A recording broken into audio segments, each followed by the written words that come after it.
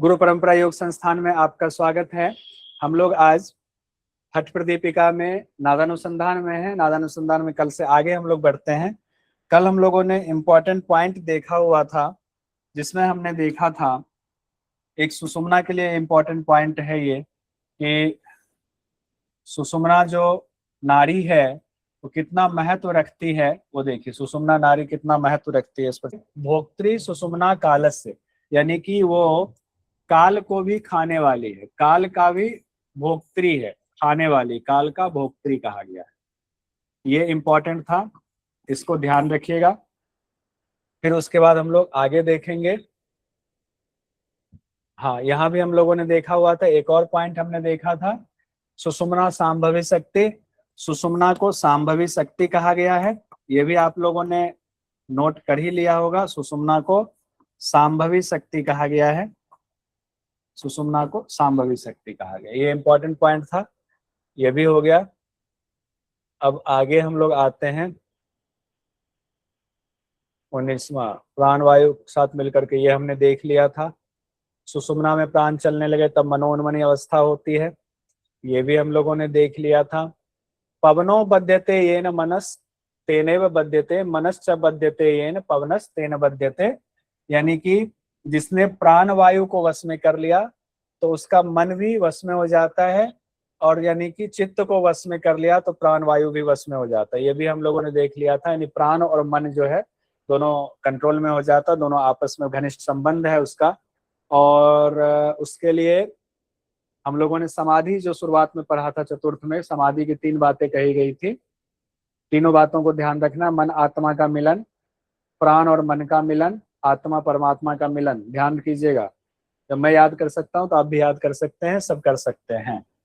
ठीक है, आज हम लोग यहां से शुरू करेंगे। 22वां जो हमारा मंत्र है, 22वें मंत्र से आज हम लोग शुरू करने जा रहे हैं। 22वें मंत्र से, 22वें मंत्र में क्या कहा जा रहा है? हेतु द्वयम तु चित्तस्य वासना च समीरणः तयोर विनष्ट एकस्मिन् तो द्वा अपि विनश्यतः। तो चित्त की वृत्ति के 2 कारण बताए गए हैं, विश्व में लगे रहने के 2 कारण हैं। एक वासना है, दूसरा प्राण कहा गया है। आपकी चित्त की वृत्तियां क्यों इधर उधर भागती हैं? तो कहा गया है चित्त की वृत्ति यानी चित्त जो विषयों में लगा हुआ है उसके 2 कारण हैं। एक कारण है वासना, एक कारण है वासना, वासना की वजह से वो कहीं और लगा हुआ है। और दूसरा उसका कारण कहा गया है प्राण वायु, दूसरा कारण है प्राण वायु की वजह से वो कहीं और लगा हुआ है। इसमें व्हाइट वाला ले लेते हैं तो ज्यादा ठीक रहेगा। वासना और प्राण वायु चित्त के इधर उधर जाने का कारण कहा गया है।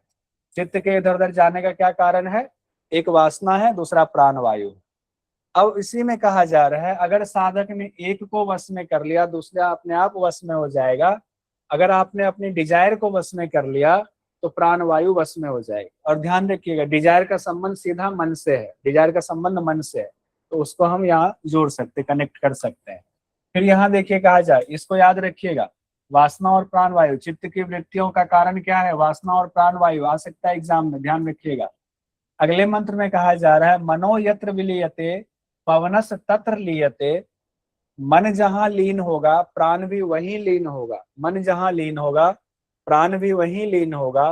पवनो लियते यत्र मनस तत्र लियते, जहां प्राण लीन होगा मन भी वहीं लीन होगा। दोनों की इतनी गहरी दोस्ती है, एक दोस्त जहां जाएगा वहां लीन होगा।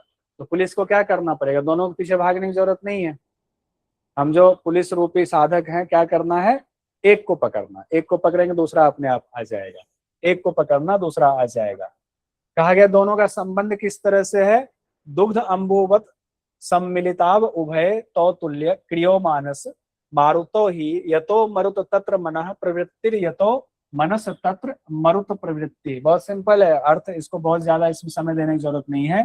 कहा गया दोनों का संबंध ऐसा है जैसे दूध और जल का मिश्रण होता है, दूध और जल मिला दे तो बहुत मुश्किल होता है पता करना, दोनों मिल जाता है। वैसे ही चित्त और प्राण समान क्रिया वाले होते हैं और उनका भी मिश्रण संभव है। जब दूध में पानी मिल सकता है तो मन और प्राण भी दोनों का मिश्रण संभव है। जहां प्राण वायु की प्रवृत्ति होती है वहीं मन की प्रवृत्ति होती है, जहां मन प्रवृत्त होता है वहीं पर कहा गया प्राण प्रवृत्त होता है। अभी सिर्फ जो है पूरी व्याख्या समझाई जा रही है, उसके बाद में नादानुसंधान पर बात आएगी। नादानुसंधान से पहले कि नादानुसंधान में होता क्या है, तो उसका जो बेस मटेरियल्स है उसको समझाया जा रहा है अभी। इसमें कहा जा रहा है, स्वात्माराम जी कहते हैं, तत्रैक नासाद अपरस्य नास एक प्रवृत्तिर अपर प्रवृत्ति अध्यस तयोर चेन्द्रिय वर्ग वृत्ति प्रध्वस तयोर मोक्ष पदस्य सिद्धि। यानी कि उनमें से एक का नाश होने पर दूसरे का भी नाश हो जाता है, एक का नाश होने पर दूसरे का भी नाश हो जाता है, और एक की प्रवृत्ति होने पर दूसरा भी प्रवृत्त हो जाता है। मतलब अगर हमें साधना कर रहे हैं, साधना के दौरान हमें है कि दोनों को नाश करना, तो एक को नाश कीजिए, एक का क्षय कीजिए, दूसरा अपने आप क्षय हो जाएगा। और अगर आपको प्रवृत्ति में लगाना है, किसी विषय भोग में लगाना है, बस एक को लगा दीजिए, दूसरा तो अपने आप उसके साथ चला जाएगा। अब आपके ऊपर, आप भोग में जा रहे हैं, अब वर्ग की तरफ जा रहे हैं, दोनों तरफ दोनों साथ साथ जाएगा, दोनों तरफ दोनों साथ साथ जाएगा। जब तक दोनों निरुद्ध नहीं होते हैं, जब तक दोनों कंट्रोल में नहीं आएगा, तब तक व्यापार चलता रहता है, यानी भोग का व्यापार चलता रहता है। और जब वे निरुद्ध हो जाते हैं तब मुक्ष की प्राप्ति होती है। तब कहा गया मोक्ष पदस्य सिद्धि। जब दोनों कंट्रोल में आ गया तो मोक्ष पद की सिद्धि हो जाती है। रसस्य मनश्चैव चंचलत्वम स्वभावतः रसो बद्धो मनोबद्धम कीमना सिद्ध्यति भूतले। यानी कहा गया है, यहाँ कितनी बड़ी बात कही जा रही है, ध्यान दीजिए। यहाँ कहा जा रहा है, यहाँ रस और मन की बात हो रही है, रस और मन की बात हो रही है। अब चर्चा हो रही है कि मन को कंट्रोल करना। अगर जिन्होंने मन को कंट्रोल में कर लिया, दुनिया में कोई चीज ऐसी नहीं है जो वो प्राप्त नहीं कर सकता है। अगर मन आपका कंट्रोल में है, आप सब कुछ प्राप्त कर सकते हो, सब कुछ प्राप्त कर सकते हो। किस तरीके से? जैसे रस शब्द आया हुआ है यहाँ, रस का मतलब होता है पारा, पारा मरकरी जिसको कहते हैं। ये भी बहुत, इसका भी स्वभाव बहुत चंचल है, बहुत चंचल है। लेकिन अगर पारा को आप किसी तरीके से कोई औषधि रसायन इसमें मिला करके अगर पारा को आपने कंट्रोल कर लिया, तो ये औषधि का काम करता है। ये ऐसी औषधि होती है जो बड़े से बड़े रोग को भी खत्म कर देती है। उसी तरीके से मन को अगर आपने कंट्रोल में कर लिया, तो आपके लिए क्या ऐसा है जिसकी प्राप्ति नहीं होगी? कैवल्य तो क्या ही चीज है, कैवल्य भी आपके प्राप्त हो जाएगा, सब कुछ प्राप्त हो जाता है, कैवल्य भी प्राप्त हो जाएगा। लेकिन कैसे? मन को जब कंट्रोल में करेंगे तब होगा, बिना मन के कंट्रोल में नहीं होगा। उससे पहले तो भूलों पर सब सिद्ध हो जाएगा। अब यहाँ पर अगले मंत्र में आते हैं जिसमें कहा गया है, मूर्छितो हरते व्याधि न मृतो जीवयति स्वयं बद्ध खेचरताम धत्ते रसो वायुर्च पार्वती। अब यहाँ माँ पार्वती से भगवान शिव कह रहे हैं, क्योंकि संवाद है ना, उसी संवाद की चर्चा हो रही है। माँ पार्वती भगवान शिव के बीच संवाद को ही तो ग्रंथों में लिखा गया है। हे पार्वती, मूर्छित पारद और क्षीण स्थिति वाला मन व्याधियों को तो दूर करता ही है, मृत या भस्म किया हुआ और निरुद्ध किया हुआ प्राण मनुष्य को जीवनी शक्ति देता। फिर उसी चीज को समझाते हुए कहा जा रहा है, पारा को कंट्रोल में कर लिया तो सारी बीमारी खत्म कर देती, भीषण से भीषण बीमारी। और मन को कंट्रोल में कर लिया तो वो तो आपके लिए, मनुष्य के लिए जीवनी शक्ति की तरह है। सोचे, नया जीवन आपको दे सकता है, इतनी क्षमता उसमें है। साथ ही खास प्रक्रिया से, अब इसको छोड़ देते हैं, व्याख्या वगैरह छोड़िए, क्योंकि ये इतना इंपॉर्टेंट में से नहीं जाएगा और समझने की जरूरत है। समझ गए आप? मनः स्थैर्यम स्थिरो वायुस्ततो बिंदु स्थिरो भवेत् बिंदु स्थैर्यात् सदा सत्वम पिंड स्थैर्यम प्रजायते। मन स्थिर हो जाता है, प्राण भी स्थिर हो जाता है, उसके परिणाम स्वरूप एक तीसरी बात भी आई, बिंदु भी स्थिर हो जाता है। अभी तक मन प्राण हम कर रहे थे, मन स्थिर तो प्राण स्थिर, प्राण स्थिर तो मन स्थिर। कहा गया अगर दोनों स्थिर हो गया तो आपकी बिंदु की भी स्थिरता हो जाएगी, बिंदु भी स्थिर हो जाएगा। क्या होगा? बिंदु भी स्थिर हो जाएगा, बिंदु की स्थिरता भी आ जाएगी। कहा गया फिर बिंदु स्थिरता से क्या होता है? बिंदु स्थैर्यात् सदा सत्वम पिंड स्थैर्यम प्रजायते। अब बिंदु स्थिर होने से शरीर में स्थिरता आती है, पिंड स्थैर्यम प्रजायते, पिंड में स्थिरता आती है, शक्ति आती है, क्योंकि सत्वम पिंड स्थैर्यम कहा गया। अब इसको ठीक से देखिए, समझिए, इसको ऐसे समझिए कि पहले प्राण को कंट्रोल में किया तो प्राण कंट्रोल में क्या, मन हो गया। अब ये दोनों ही कंट्रोल में हो गया, इन दोनों के कंट्रोल में होने से बिंदु भी कंट्रोल में हो गया, रज और बीरी, बिंदु भी कंट्रोल में। अब बिंदु जब आपका कंट्रोल में हुआ तब क्या हो रहा है, तब कौन सी स्थिति प्राप्त हो रही है, कहा शरीर में स्थिरता आ रही है, शरीर भी आपका स्थिर हो रहा है, बल प्राप्ति हो रही है, शरीर में भी स्थिरता आ रही है, शरीर में भी बल की प्राप्ति हो रही है, सात्विक प्रवृत्ति बढ़ रही है। ठीक है, आगे बढ़ते हैं। ये इसलिए बनाया कि इसकी जरूरत थी, इसको सीक्वेंस में ऐसे ही बना लीजिए। मन प्राण, मन प्राण से बिंदु, बिंदु से शरीर में स्थिरता, सात्विक स्थिति, पिंड स्थैर्य प्रजायते, सत्वम पिंड स्थैर्य। ठीक है, आगे बढ़ते हैं हम लोग। अब नाद की महत्ता बताते हुए स्वात्माराम जी कह रहे हैं, इंद्रियानाम मनोनाथो मनोनाथस्तु मारुतः, मारुतस्य लयो नाथः स लयो नादम आश्रितः। यानी इंद्रियों का स्वामी मन है, इंद्रियों का स्वामी कौन है, मन है, मन का स्वामी वायु है। इंद्रियानाम मनोनाथो, मनोनाथस्तु मारुतः, मारुतः मतलब वायु, मन का स्वामी वायु है।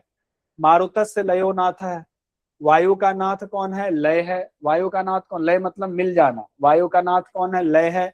और लय किस पर आश्रित है, लय नाद पर आश्रित है। लय किस पर आश्रित है, नाद पर आश्रित है। तो सबसे उत्तम कौन हो गया, नाद हो गया। अब यहाँ पर एक और बात, सबसे उत्तम, यहाँ चूंकि चैप्टर हम लोग नादानुसंधान पढ़ रहे हैं तो नाद को यहाँ पर इंपॉर्टेंस देने के लिए नाद को बताया गया कि नाद क्यों महत्वपूर्ण है। यहाँ एक और मत की बात की जा रही है, स्वात्माराम जी एक और मत यहाँ बता रहे हैं, सो अयम एवास्तु मोक्षाख्यो मारु मास्तु वापि मतांतरे मनः प्राण लये कश्चिद आनंद संप्रवर्तते। मोक्ष के बारे में एक और मत की बात की जा रही है कि नाद में चित्त का लय होना ही मोक्ष है। नाद में जब वो जो नाद आएगा उसमें चित्त का लय होना मोक्ष है, एक मत है। दूसरे मत में कहा गया है मन और प्राण का लय होना ये भी एक अनिर्वचनीय आनंद की अनुभूति देता है, वो भी एक समाधि की अवस्था है, लय वो भी है, उससे भी एक अलग ही आनंद मिलता है। किससे, मन और प्राण के लय होने से। ठीक है, हालांकि ऊपर भी बात आई थी, उसी को समरी के रूप में कह दिया गया। फिर कहा गया है प्रनष्ट श्वास निश्वास है, प्रध्वस्त विषय ग्रह है, निश्चेतो निर्विकारश्च लयो जयति योगी नाम। जिनका श्वास प्रश्वास निरुद्ध हो गया है, जिनका श्वास प्रश्वास निरुद्ध हो गया हुआ है, विषयों का ग्रहण बंद हो गया हुआ है, ऐसे चेष्टा रहित और विकार रहित साधकों को लय की प्राप्ति होती है। लय मतलब समाधि की प्राप्ति, लय मतलब समाधि, लय मतलब समाधि सीधा। किसकी समाधि की प्राप्ति होगी, श्वास प्रश्वास को आपने निरुद्ध कर लिया, निरुद्ध मतलब सुषुम्ना में प्राण को प्रवाहित कर लिया, निरुद्ध हो गया। मन को प्रवाहित कर लिया, सॉरी प्राण को प्रवाहित किया सुषुम्ना में, तो मन भी वहां लीन होता है। हम लोगों ने पहले पढ़ा हुआ, सुषुम्ना में प्राण जाने के बाद मन की स्थिति मनोन्मनी वाली हो जाती है, मन शून्य अवस्था में चला जाता, विषयों पर नहीं होता है। उसी के लिए कहा गया है मन क्या है, चेष्टा रहित तो होता है। अब मन कहीं चेष्टा नहीं कर रहा है तब उस स्थिति को लय कहेंगे, यानी समाधि की स्थिति प्राप्त हो रही है। फिर यहाँ कहा जा रहा है उच्छिन्न सर्व संकल्पो निःशेषा शेष चेष्टित है, स्वांग गम्यो लय को अपि जायते वाग अगोचर है। जिनके, अब मान लीजिए जिनके सभी संकल्प नष्ट हो गए, हम उस स्थिति तक पहुंच गए, हमारे सपोज कीजिए सभी संकल्प नष्ट हो गए, सपोज कीजिए नष्ट हो गए, यानी इंद्रियों का अपने विषयों में जाना बंद हो गया, इंद्रियों का विषयों में जाना बंद हो गया, सभी प्रकार की चेष्टाएं भी खत्म हो गई, भोग विलास की इच्छा भी खत्म हो गई, कोई चेष्टा भी नहीं कर रहे हैं, तब एक अपूर्व लय की उत्पत्ति होती है, जिसको शब्दों में जिसका वर्णन नहीं किया जा सकता है। इसके लिए कहा गया है को अपि जायते वाग अगोचर, वाग मतलब मुंह से उसका वर्णन नहीं किया जा सकता कि वो स्थिति में होता क्या है, क्या ही मन में वो चल रहा होता है, उस स्थिति का वर्णन नहीं किया जा सकता है। फिर कहा जा रहा है यत्र दृष्टि लयस तत्र भूतेन्द्रिय सनातनी सा शक्ति जीव भूतानाम द्वय अलक्ष्य लयंगते, द्वय अलक्ष्य लयंगते। जहां मन एकाग्र हो वहीं उसका लय होता है, मन जहां एकाग्र है वहीं लय होगा, मन को जहां लगाएंगे वहीं लय होगा, नाद पे लगाएंगे तो नाद पे लय होगा, भोग विषय पे लगाएंगे तो भोग में प्रवृत्त होंगे। तो मन जहां एकाग्र हो वहीं लय होता है, वहीं पर जीव और भूत यानी अविद्या की सनातन शक्ति है, जीव और भूत की कहा गया है सनातन शक्ति है, दोनों उस ब्रह्म में लीन हो जाते हैं। यानी उस ब्रह्म से ही जीव की भी उत्पत्ति हुई है, उसी ब्रह्म से इस प्रकृति की भी उत्पत्ति हुई है, फाइनली सब जाके वहीं पर लय हो जाते हैं। यानी तब सब सब जो है कहाँ लय होते हैं, ब्रह्म में ही सब लय हो जाते हैं। फिर आगे कहा जा रहा है लयो लय इति प्राहु कीदृशम लय लक्षण। ये इंपॉर्टेंट है, ये मंत्र इंपॉर्टेंट है, ध्यान रखिएगा। लयो लय इति प्राहु कीदृशम लय लक्षणम अपुनर्वासनोत्थानाल लयो विषय विस्मृति है। यानी लय लय तो बहुत सारे लोग कहते हैं, लय लय लय लय, हम भी कहते हैं लय हो जाए, लय हो जाए, चित्त लय हो जाए। लेकिन लय का लक्षण क्या है, कीदृशम लय लक्षणम, तो लय के लक्षण बता रहे हैं। विषय की विस्मृति ही लय है, क्योंकि उस अवस्था में वासनाओं का अभाव हो जाता है। तो लय क्या है, विषयों की विस्मृति ही लय है। लय क्या है, विषयों की विस्मृति ही लय है। विषयों की विस्मृति यानी कोई भी विषय अब स्मृति में नहीं है, यानी कोई भी किसी कहीं कोई भी इंद्रियां आपकी विषयों में नहीं जा रही है, सारे इंद्रियां विषयों से विरग हो गई हैं। तो विषयों की विस्मृति ही लय है। क्यों है, तो उसके लिए भी कहा गया है क्योंकि उससे आप वासनाओं का अभाव हो जाता है। वासना मतलब आपके डिजायर खत्म हो जाते हैं। आगे कहा जा रहा है वेद शास्त्र पुराणानि सामान्य गणिका इव एकैव सांभवी मुद्रा गुप्ता कुलवधूर इव। और सांभवी मुद्रा की यहाँ चर्चा है। मुद्रा की चर्चा हम लोगों ने तृतीय उपदेश में पढ़ा हुआ था हठ प्रदीपिका में, लेकिन वहां जो 10 मुद्रा पढ़ा था उसमें सांभवी मुद्रा नहीं था। सांभवी मुद्रा की चर्चा यहाँ पर की जा रही है, यानी कि चतुर्थ उपदेश में सांभवी मुद्रा की चर्चा हो रही है, चतुर्थ उपदेश नादानुसंधान वाले में। और सांभवी मुद्रा की महत्ता बताते हुए कहा है कि वेद शास्त्र पुराण जो है वो तो सामान्य कहा गया, उसको सामान्य गणिका की तरह कहा गया। यानी अगर सांभवी मुद्रा की तुलना वेद शास्त्र पुराण से करें तो सांभवी मुद्रा ज्यादा महत्व का है, वेद शास्त्र पुराण भी उसके सामने कम महत्व का हो जाता है। कहाँ कहना ये चाह रहे, लेकिन ये आपको ध्यान रखना पड़ेगा, वेद शास्त्र पुराण सामान्य गणिका के समान और सांभवी मुद्रा को कुलवधु के समान कहा गया है। तो कुलवधु को जैसे गुप्त रखते हैं वैसे ही सांभवी मुद्रा गुप्ता कुलवधुर इव कहा गया है। सांभवी मुद्रा को कुलवधु के समान गुप्त रखना चाहिए, नोट कर लीजिए, ये आपको काम आएगा। कुलवधु के समान किसको गुप्त रखना चाहिए कहा गया। फिर सांभवी मुद्रा के लक्षण अब बताए जा रहे हैं। अंतरलक्ष्यम बहिर्दृष्टि निमेष उन्मेष वर्जिता ऐसा सा सांभवी मुद्रा वेद शास्त्रेषु गोपिता।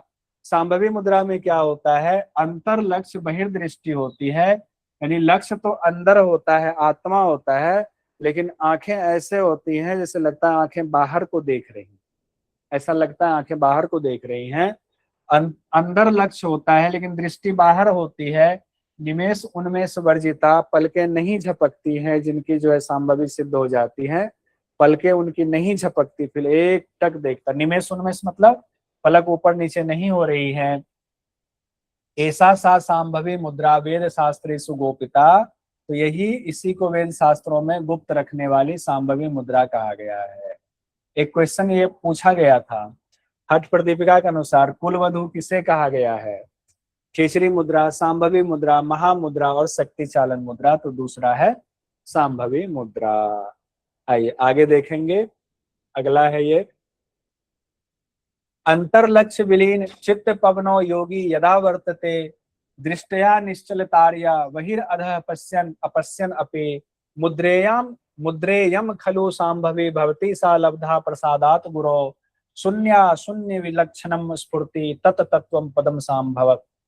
अब यहाँ कहा जा रहा है योगी जब अंदर लक्ष्य करके उसी में अपने चित्त को पवन को लगाए रखता है, लय रखता है, यानी कि लक्ष्य हमारा अंदर है लक्ष्य, उसी में हमारा चित्त, उसी में प्राण, सबको उसी में हम लय रखते हैं। सांभवी मुद्रा के दौरान क्या क्या होता है वो बताया जा रहा है।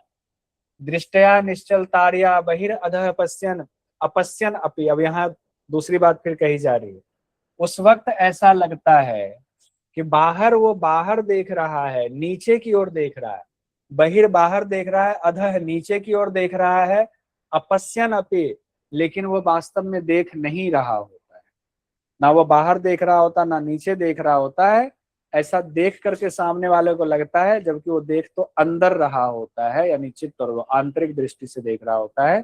बाह्य देखने पर बाहर और नीचे की तरफ ऐसा लगता है, जबकि वो बाहर और नीचे नहीं देख रहा होता है। मुद्रेयम खलु सांभवी भक्ति सा लब्धा प्रसादात गुरु, ये सांभवी मुद्रा आपको गुरु के प्रसाद से ही प्राप्त होता है, गुरु के प्रसाद से ही प्राप्त होता है। फिर कहा गया है शून्य शून्य विचक्षणम स्फुर्ति तत् तत्वम पदम सांभवम, शून्य और अशून्य से वो विचक्षण है, वह परमात्म प्रकाशित होता है, यानी साक्षात होता है। किससे? सांभवी मुद्रा के द्वारा। शून्य और अशून्य से बिल्कुल विलक्षण तत्व परमात्म तत्व की प्राप्ति होती है, उसका साक्षात्कार होता है। ये इंपॉर्टेंट है, ये उसके फल में दे दीजिएगा, नोट कर लीजिएगा सांभवी मुद्रा के फल में। एक तो सांभवी मुद्रा में क्या क्या होता है, पूरी क्रियाविधि बताई गई है। इस सांभवी मुद्रा के फल में कहा गया शून्य अशून्य से जो विलक्षण है वैसे तत्व की प्राप्ति होती है। फिर कहा जा रहा है श्री सांभव्याश्च खेचरिया अवस्था धाम भेदतः भवेत चित्त लयानंद शून्य चित्त सुख रूपिणी, सुनिए सुनिए शून्य चित्त सुख रूपिणी। सांभवी के लिए एक तो यहाँ श्री शब्द लगाया गया है, सांभवी के लिए श्री शब्द का इस्तेमाल किया गया है। एक तो हम लोगों ने देखा था मयूरासन के लिए श्री लगाया गया आसन में, और यहाँ मुद्रा में सांभवी के लिए श्री लगाया गया है, रेड में हमने किया हुआ है। कहा गया है कि सांभवी और खेचरी मुद्रा दोनों में अंतर होता है। खेचरी मुद्रा में भी हम पहुंच जाते हैं, व्योम चक्र तक पहुंचते हैं। दोनों में बहुत सारी चीजें समानता है, उसके बावजूद जो भेद है कहा गया अवस्था और धाम का भेद है। दोनों अवस्थाएं अलग हैं, दोनों के स्थान अलग हैं, अवस्था और धाम का भेद है। किसमें? खेचरी और किसमें? सांभवी में। ये नोट कर लीजिएगा, सांभवी और खेचरी में किसका भेद है? अवस्था और धाम का भेद है, अवस्था धाम भेदता है। नोट कर लीजिएगा, अभी तक ये क्वेश्चन नहीं पूछा गया है, कभी भी पूछा जा सकता है, तो ये ध्यान रखें, कभी भी पूछा जा सकता है। भवेत चित्त लयानंद, सुनिए चित्त सुख रूपिणी। फिर भी दोनों से चित्त का लय होता है, खेचरी मुद्रा से भी चित्त का लय होता है और इससे भी, यानी कि आपके सांभवी मुद्रा से भी चित्त का लय होता है। दोनों ही सुख रूपनी है, यानी वो स्थिति चित्त आनंद स्वरूप है। श्री का इस्तेमाल किस मुद्रा के लिए किया गया है? तो सांभवी मुद्रा के लिए किया गया है। आगे कहा गया है तारे ज्योतिषी संयोज्य किंचित उन्मनयेद भ्रुवो पूर्व योगम मनोयुंजन उन्मनी कारकः छनाद। दृष्टि को ज्योति में लगाकर, भ्रुवो यानी भ्रिकुटी को थोड़ा ऊपर उठाकर, मन में पूर्व में बताए गए योग का ध्यान करके शीघ्र ही उन्मनी अवस्था की प्राप्ति होती है।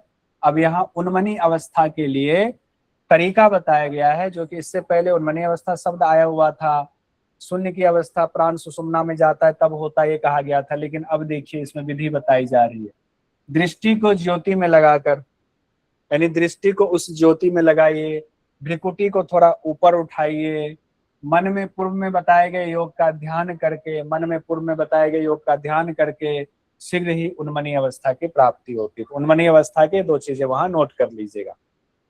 फिर कहा जा रहा है केचिद आगम जालेन केचिन निगम संकुले केचिद तर्केन मुह्यंती नैव जानन्ति तारकम।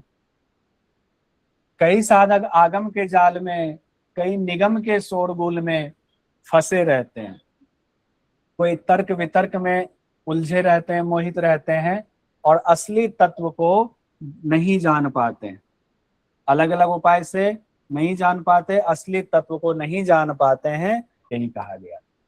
अब यहाँ इस मंत्र में देखिए अर्ध उन्मिलित लोचन स्थिर मना नासाग्र दत्ते क्षणस चंद्राकार अपि लीनताम उपनयम निस्पंदन भावेन यह ज्योति रूपम अशेष बीजम अखिलम दैदीप्यमानम परम तत्वम तत् पद्म एति वस्तु परमवाच्यम किम अत्राधिकम। अब एक एक शब्द को देखते हैं। जिस योगी के आधे नेत्र खुले हुए हो, सांभवी में देखिए, जिस योगी का आधे नेत्र खुले हुए, आधा बंद आधा नेत्र है। अर्ध उन्मिलितम लोचन, लोचन मतलब नेत्र होता है। स्थिर मना, मन जो है स्थिर है, नासाग्र पर दृष्टि है, मन स्थिर मतलब एकाग्रचित्त है, नासिका के अग्रभाग पर दृष्टि है, नासाग्र दृष्टि है, जिसने इड़ा पिंगला की क्रियाओं को मंद कर लिया है, इड़ा पिंगला की क्रियाओं को मंद कर लिया है। चंद्राकार अपी लीनताम कहा गया है, लीन कर लिया है, यानी कि उसने सुषुम्ना में प्राण को लीन कर लिया है। ऐसा साधक उस परम तत्व की स्थिति को प्राप्त कर लेता है, ऐसा साधक उस परम तत्व की स्थिति को प्राप्त कर लेता है जो कैसा है, ज्योति स्वरूप है, संपूर्ण जगत का बीज है, ज्योति रूपम है, अशेष बीजम है, इसका अखिलम दैदीप्यमानम परम, जो तेजोमय भी है, संपूर्ण जगत का बीज भी है, ज्योति स्वरूप भी है। ये तीन बातें कही गई है किनके लिए, उस परमात्मा के लिए। ज्योति स्वरूप, संपूर्ण जगत का बीज, तेजोमय। ज्योति स्वरूप, संपूर्ण जगत का बीज और तेजोमय, ये तीन शब्द उनके लिए आया हुआ है। आगे देख रहे हैं, दिवाना पूजिये लिंगम रात्रो चैवना पूजिये सर्वदा पूजिये लिंगम दिवा रात्रि निरोधतः। अब दिवा मतलब क्या हुआ, दिवा मतलब दिन, दिन, रात्र मतलब रात, दिवा मतलब सूर्य और रात्र मतलब इड़ा पिंगला, चंद्रमा से बात की गई है। इड़ा हो गया चंद्रमा, पिंगला हो गया सूर्य। कहा गया जब सिर्फ इड़ा पिंगला चलायमान हो, इड़ा या सिर्फ पिंगला चलायमान हो तो आत्मचिंतन नहीं होता है। जब इड़ा पिंगला का निरोध कर लिया जाता है, सुषुम्ना में प्राण प्रवाहित कर लिया जाता है, तो हमेशा आत्मचिंतन होता है। तब हमेशा आत्मचिंतन, सर्वदा पूजिये लिंगम दिवारात्रि निरोधता है, दिवारात्रि का निरोध होने पर हमेशा आत्मा का चिंतन होता है। यहाँ पर तो सांभवी की चर्चा हो गई, हम लोगों ने देख लिया, मनो उन्मनी की चर्चा हो गई। अब थोड़ी सी खेचरी की चर्चा यहाँ फिर से की गई। खेचरी की चर्चा तृतीय उपदेश में था, लेकिन चतुर्थ उपदेश में भी खेचरी के कुछ तत्व को, कुछ उसके आध्यात्मिक महत्व को यहाँ बताया गया है। खेचरी के कुछ ऐसे आध्यात्मिक महत्व को बताया गया है जिसकी चर्चा तृतीय उपदेश में नहीं थी। तो ध्यान से इसको देखिएगा, बहुत ध्यान से देखिएगा क्या कहा जा रहा है। सभ्य दक्षिण नारी स्थो मध्य चरति मारुतः तिष्ठते खेचरी मुद्रा तस्मिन स्थाने न संशय।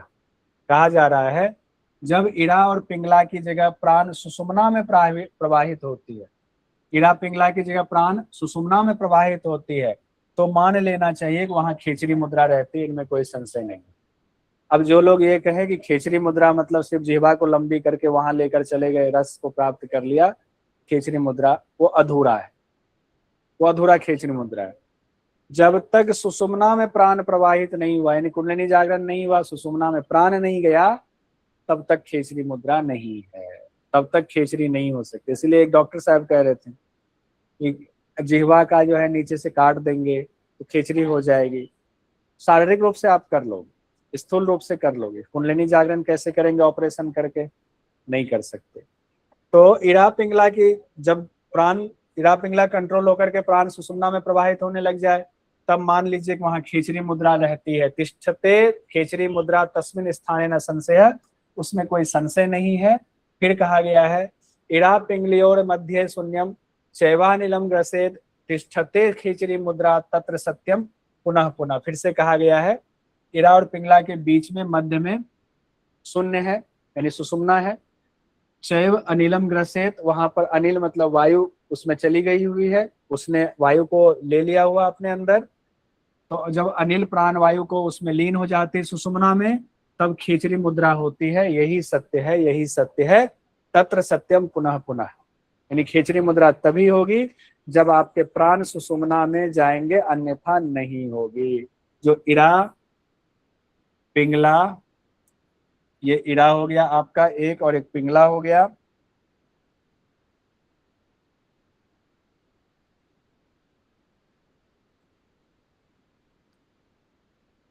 ये मान लीजिए इड़ा हो गया, ये हो गया आपका पिंगला, और बीच में आपका हो गया, ये हो गया आपका सुषुम्ना।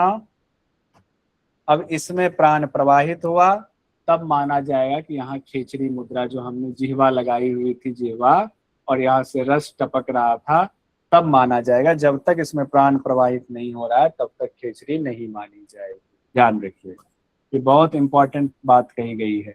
फिर कहा गया जा रहा है, सत्यम सत्यम वाला हो गया, ये इंपॉर्टेंट है। सूर्य चंद्र मसौर मध्य निरालंबांतरे पुनः संस्थिता व्योम चक्रे यासा मुद्रा नाम खेचरी। फिर से व्योम चक्र वाली बात आई हुई है जब प्राण सुषुम्ना में प्रवाहित हो रहा है तो स्थिति निरालंब की हो जाती है। क्यों? प्राण सुषुम्ना में गया, अभी तो हम लोगों ने पढ़ा, प्राण सुषुम्ना में गया तो निरालंब की स्थिति, कोई चित्त में कोई विषय नहीं, सब कुछ नहीं, शून्य की अवस्था है। निरालंब मतलब चित्त किसी विषय पर नहीं जाएगा, जिसका स्थान व्योम चक्र में है। निरालंब की स्थिति का स्थान कहाँ है? कहा गया व्योम चक्र में, व्योम चक्र में है। इसे ही खेचरी मुद्रा कहा गया, व्योम चक्र को ही खेचरी मुद्रा कहा गया। एक बार क्वेश्चन आया हुआ था, व्योम चक्र का दूसरा नाम या खेचरी का दूसरा नाम व्योम चक्र। ठीक है, व्योम चक्र किसका समानार्थी है? ज्ञान मुद्रा का, खेचरी मुद्रा का। मूलबंध का विपरीत करनी किसका है? खेचरी मुद्रा का। अगले मंत्र में कहा गया है, ये भी इंपॉर्टेंट मंत्र है, ध्यान रखिएगा। सोमाद यत्रोदिता धारा साक्षात सा शिव बल्लभा पूर्येद अतुलाम दिव्याम सुषुम्नाम पश्चिमे मुखे। कहा गया है सोम मंडल से जो श्रावित अमृत धारा है वह शिव बल्लभा है। सोम मंडल से जो श्रावित अमृत धारा है वह शिव बल्लभा है। शिव बल्लभा मतलब शिव को प्रिय, वल्लभा मतलब प्रिय, भगवान शिव को प्रिय है। फिर कहा गया उस अमृत धारा को पूर्येद अतुलाम दिव्याम सुषुम्नाम पश्चिमे मुखे। लीजिए, सुषुम्ना में प्राण प्रवाहित है, यहां से वो अमृत की धारा बह रही है। कौन सी? सोमरस, सोमाद, सोमरस बह रही है जो भगवान शिव को प्रिय है। उसको भरना है, कहाँ भरना है? सुषुम्ना के पश्चिम, पश्चिम मतलब पीछे, सुषुम्ना के पीछे के मार्ग से उसको भरना। यानी अभी तक खेचरी मुद्रा में जो हम वो सोमरस का पान कर रहे थे उसको करना क्या था ये तो बताया ही नहीं गया था। तृतीय उपदेश में ये बात की चर्चा ही नहीं थी कि उस जिह्वा से उसको लेके ले कहाँ जाएंगे, उसकी चर्चा यहाँ है। कहाँ ले जाएंगे? उस सुषुम्ना के, इस सुषुम्ना के, मान लीजिए ये सुषुम्ना नारी है, अब यहाँ से खेचरी लिया, ये पश्चिम का भाग है, पीछे का भाग है, यहाँ पर इसको भरना है। यानी इसमें कोई रास्ता है, पश्चिम के मार्ग से, पश्चिम के मार्ग से इसको सोमरस को भरना है, सुषुम्ना के पश्चिम के मार्ग से, पीछे के रास्ते से। आगे और भी चर्चा आने वाली है, देखिए। अब यहाँ एक बात हो गया, भगवान शिव को सबसे प्रिय क्या है? स्वात्मा राम जी के मुताबिक कहा गया सोमरस प्रिय है। सिद्धों को क्या प्रिय है? सिद्धों को मुद्रा, मुद्रा सिद्ध बल्लभा हम लोगों ने पहले पढ़ा हुआ था, मुद्रा, ये दोनों चीजें नोट कर लीजिएगा। पुरस्ताश्चैव पुर्येत निश्चिता खेचरी भवेत अभ्यस्ता खेचरी मुद्राप्य उन्मनी संप्रजायते। जब सुषुम्ना पूर्व की, यहाँ पूर्व की बात आ गई, सुषुम्ना पूर्व की ओर से भी पूरित हो जाती है तब निश्चित ही खेचरी होती है। खेचरी के अभ्यास से उन्मनी अवस्था की प्राप्ति होती है। अब यहाँ पहले हमने देखा पश्चिम से भर दिया क्या? उस रस को। अब कहा गया पूरब के मार्ग से भी पूरा रस भरिए, सुषुम्ना के आगे से भी पूरा भरिए, आगे से भी भरिए। अब ये जा रहा है, जा रहा है, जा रहा है, पूरा ही भर गया, पूरा ही भर गया, पश्चिम से, पूरब से, सब तरफ से सुषुम्ना को भर दिया। किससे? सोम रस से। तब माना जाएगा खेचरी हुआ, तब माना जाएगा। सिर्फ खेचरी जिह्वा लंबी करके उस रस तक ले जाना भर खेचरी नहीं, अब जाके खेचरी हुआ, अब जाके खेचरी होगा। और जब खेचरी होगा तब हमें क्या मानना चाहिए? तब जा करके उन्मनी अवस्था की प्राप्ति होगी। ये इंपॉर्टेंट लिखिए, इसको नोट कीजिए। उन्मनी तब आएगा जब खेचरी होगी, तब उन्मनी अवस्था की प्राप्ति होगी। ठीक है, आगे देखिए। भ्रुवोर मध्य शिव स्थानम मनस तत्र विलीयते ज्ञातव्यम तत्र तत्पदम तुर्यम तत्र कालो न विद्यते। अब भगवान शिव का स्थान बताया जा रहा है। भगवान शिव का स्थान क्या कहा जा रहा है? भूमध्य में शिव का स्थान है। कहाँ स्थान है? भूमध्य में शिव का स्थान है। जब इसका रिवीजन करेंगे तो उसमें मैंने तस्वीर भी बनाई हुई है, वो भी आपको दिखाऊंगा। भूमध्य में शिव का स्थान है, वहां को मन को जाकर के लीन करना, वहीं मन जाके लीन होगा शिव स्थान। कहाँ? भूमध्य में। उसे तुर्य अवस्था समझना चाहिए। जब भूमध्य में मन लीन हो गया तो उस अवस्था का नाम कहा गया तुर्य अवस्था है। लेकिन वहां कहा गया और क्या स्थिति है? उस तुर्य अवस्था में तत्र कालो न विद्यते, वहां पर काल भी विद्यमान नहीं रहती है, वहां काल भी विद्यमान नहीं रहती है, ध्यान रखेंगे। फिर कहा जा रहा है, ये इंपॉर्टेंट है। अब इसको देख ही लीजिए, मान लीजिए कि इसको हटाते हैं, अगर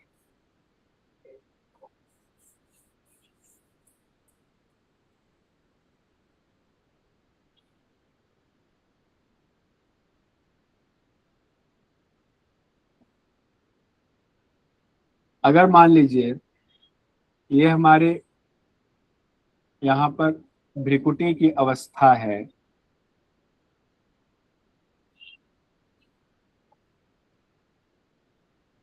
ठीक है, ये भ्रिकुटी की अवस्था है। यहाँ कहा गया है शिव का स्थान है, और यहाँ पर क्या करना है, इस शिव स्थान में मन को लय करना है, मन लय हो गया। इसी को, इस अवस्था को फिर यहाँ पर कहा गया तुर्य अवस्था हो गया। जब मन लीन हो गया यहाँ, तो ये तुर्य अवस्था हो गई। क्या हो गया, तुर्य अवस्था हो गया। तुर्य अवस्था है, वहां काल यानी मृत्यु विद्यमान नहीं रहती है, तीनों कालों से परे है। फिर यहाँ पर उसी अवस्था के लिए एक शब्द और यहाँ आ रहा है इंपॉर्टेंट, तुर्य अवस्था हो गया, भगवान शिव का स्थान हो गया, मन को लीन हो गया, वहां काल विद्यमान नहीं है, ये इंपॉर्टेंट हो गया। अभ्यसेत खेचरीम तावत यावत स्याद योग निद्रितः संप्राप्य योग निद्र से कालो नास्ति कदाचना। ये स्थिति कब आ रही है, जब खेचरी मुद्रा की स्थिति आ रही है, जब सुषुम्ना में प्राण प्रवाहित हो रही है, जब आगे से पीछे से सोमरस को आप भर दे रहे हैं।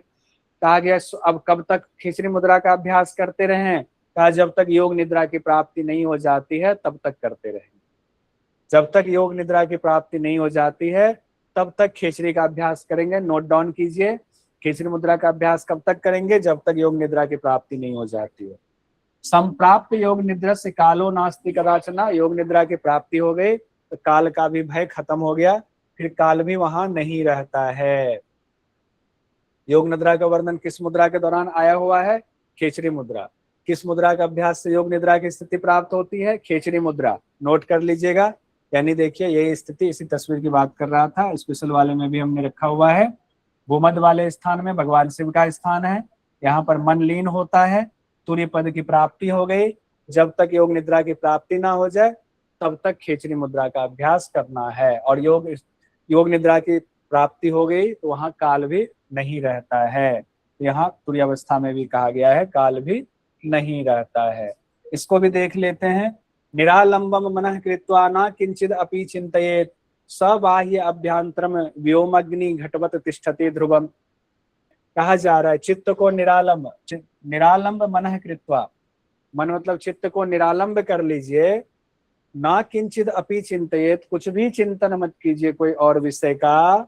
सबाह्य आभ्यंतरम व्योम अग्नि घटवत तिष्ठते, तब कहा गया है व्योम व्योम व्योमनी है, व्योम अग्नि नहीं।